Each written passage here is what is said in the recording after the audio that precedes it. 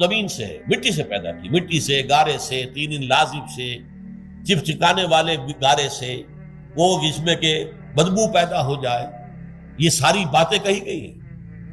اور سائنس بھی کہتی ہے مٹی سے پیدا ہوئے، کیسے پیدا ہوئے اس میں اختلاف ہے، لیکن یہ کہ ہے مٹی ہماری اوریجن، قرآن بھی کہتا ہے اور سائنس بھی کہتی ہے۔ اور ہمارے وجود کو جب وہ تھک جائے، مزمحل ہو جائے، اس کی انرجی کم ہو جائے، تو اس کے لیے جو غذا ہے، جو تقویت ہے، وہ بھی ساری زمین سے آ رہی ہے۔ آپ نے پھل کھائے، آپ نے گندم کھائی، آپ نے چاول کہاں سے آ رہے؟ اچھا بکری کا گوشت کھایا تو بکری کا گوشت کس چیز سے بنا ہے؟ اس نے گھاس کھائی ہے، اس نے پتے کھائے ہیں، وہیں سے تو بنا ہے۔ الٹیمیٹ سورس آپ کے وجود حیوانی کے لیے جو آ رہی ہے وہ زمین ہے۔ وجود روحانی کو بھی تقویت کی ضرورت ہے، وہ بھی مزمحل ہوتی ہے، کمزور ہو جاتی ہے، خاص طور پر جبکہ وجود حیوانی کا اس پر غلبہ ہو جائے، تب تو یوں سمجھیے کہ وہ بالکل بے ہوش ہو کر موت کے قریب پہنچ جاتی ہے۔ اس کی تقویت، اس کی غذا وہیں سے آئی ہے جہاں سے روح آئی ہے، وہ کلام ربانی ہے، روح ربانی، نفخت فیہ من روحی من روحی من روحی، میں پھونک دوں اس میں اپنی روح میں سے۔ روح کا تعلق ذات باری تعالیٰ کے ساتھ ہے۔ اسی طرح کلام ربانی کہاں سے آیا ہے؟ اللہ تعالیٰ کے پاس سے، یہ اس کی تقویت کا ذریعہ ہے۔ اب عام حالات میں کیا ہوتا ہے؟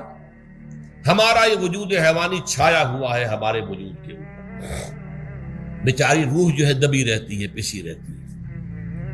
اگر خدا نے خواستہ ہم گناہ گار بھی ہیں، گناہ پر گناہ کا ارتکاب کر رہے ہیں، تو وہ روح جو ہے وہ قلب کے آئینے شیشے کے اندر ہے۔ فیہا مصباح، المصباح فی زجاجہ، الزجاجہ تو کانہا کوکب دری، قلب جو ہے ایک شیشے کے مانند ہے جس کے اندر روح کا چراغ جل رہا ہے۔ اب اگر یہ اوپر جو شیشہ ہے اس پر دھواں آ گیا، لالٹین کی چمنی پر دھواں آ گیا، تو اب روشنی باہر تو نہیں آئے گی۔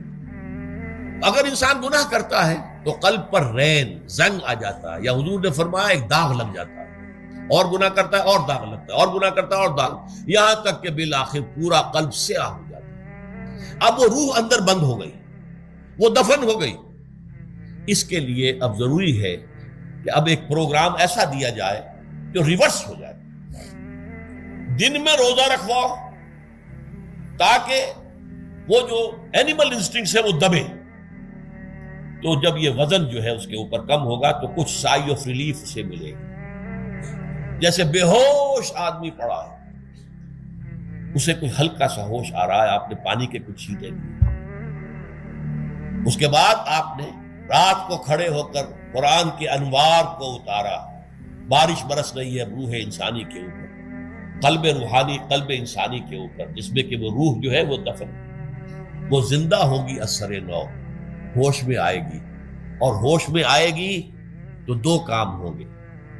ایک تو اسے قرآن کی عظمت کا احساس ہوگا، یہ قرآن میری حیات تازہ کا ذریعہ بنا ہے، میں دب گئی تھی، میں پس گئی تھی، میں بے ہوش تھی، میں نیم مردہ تھی، اس قرآن کی بارش نے، یہ ترشح جو ہوا ہے مجھ پر، اس نے مجھے حیات تازہ عطا فرمائی۔ یہ جو قدر کا احساس ہوگا قرآن کا، لعلکم تشکرون، تاکہ تم قرآن کی عظمت سے واقف ہو۔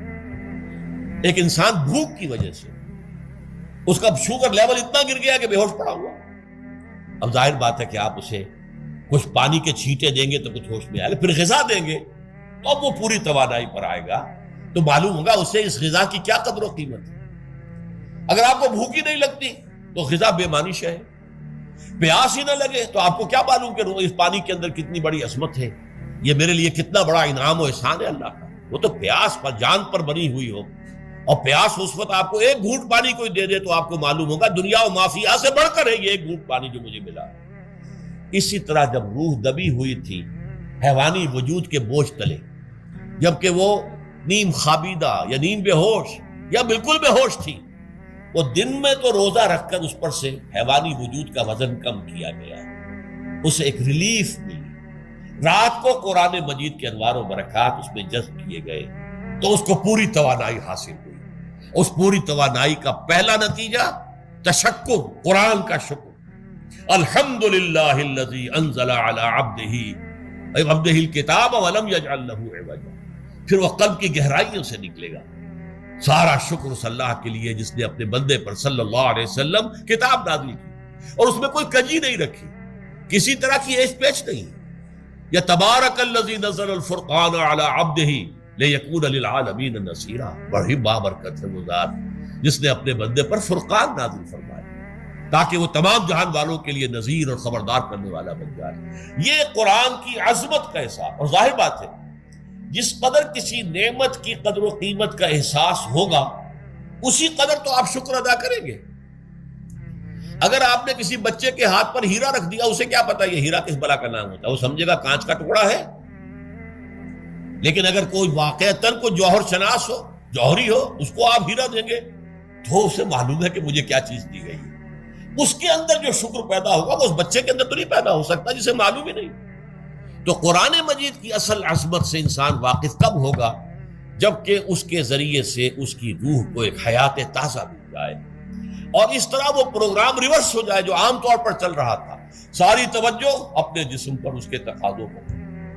جسم میں تھوڑی سی پھنسی نکل آئی ہے، بھاگ رہے دوڑ رہے ہیں اس کے علاج کے لیے۔ کوئی اور مرض لاحق ہو گیا، بھاگ رہے ہیں دوڑ رہے ہیں اس کے علاج کے لیے، بڑی بڑی فیسیں بھی دے رہے ہیں۔ ساری جسم کی پرواہ ہے، روزانہ نہا رہے ہیں اور اچھے سے اچھا صابن لا کر نہا رہے ہیں، وہ جسم کی پرواہ ہے نا، اس کی دیکھ بھال ہے، روح کی طرف توجہ ہی نہیں۔ یہ ہے وہ بات جو کہی گئی ہے سورہ حشر میں، اور جسے علامہ اقبال نے پھر اپنے فلسفہ خودی کی اساس اور سورس قرار دیا۔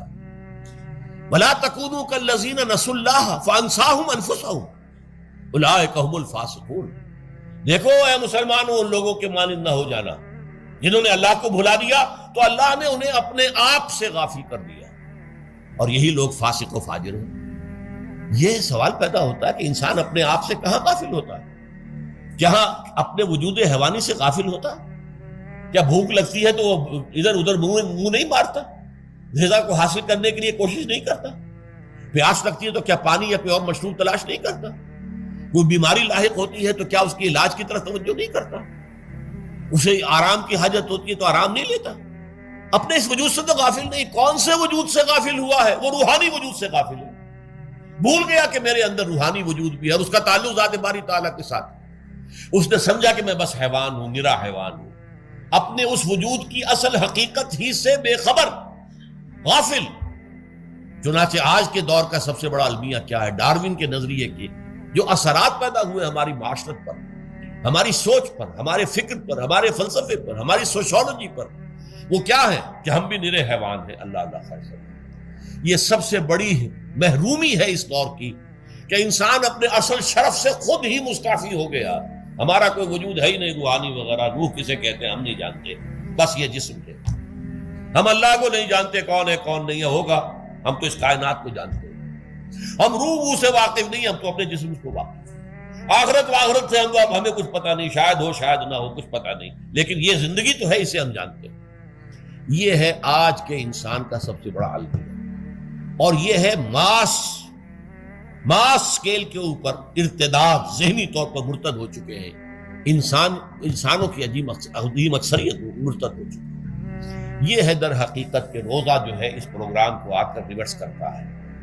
دن میں کھانے پینے، جنسی تقاضے پر پابندی، وہ وجود حیوانی کا وزن کچھ کم، روح جو دبی ہوئی تھی یا سسک رہی تھی یا بے ہوش تھی یعنی مردہ تھی، اسے کچھ ریلیف ملا۔ اب اس کے اوپر قرآن مجید کے تیرے ضمیر پہ جب تک نہ ہو نزول کتاب، گرہ کشا ہے نہ راضی نہ صاحب کشاف، ہمارے دلوں کے اوپر بارش ہو رہی ہو انوار قرآنی کی۔ وہ ظاہر بات ہے کہ بغیر سمجھے تو نہیں ہوگی بارش، وہ تو آپ کو سمجھ رہے ہوں گے تو بارش ہوگی، ورنہ تو یہ ہے کہ ٹھیک ہے میں پہلے بھی عرض کر چکا ہوں، آپ کو ثواب تو ملے گا، لیکن یہ ہے کہ وہ اصل مقصد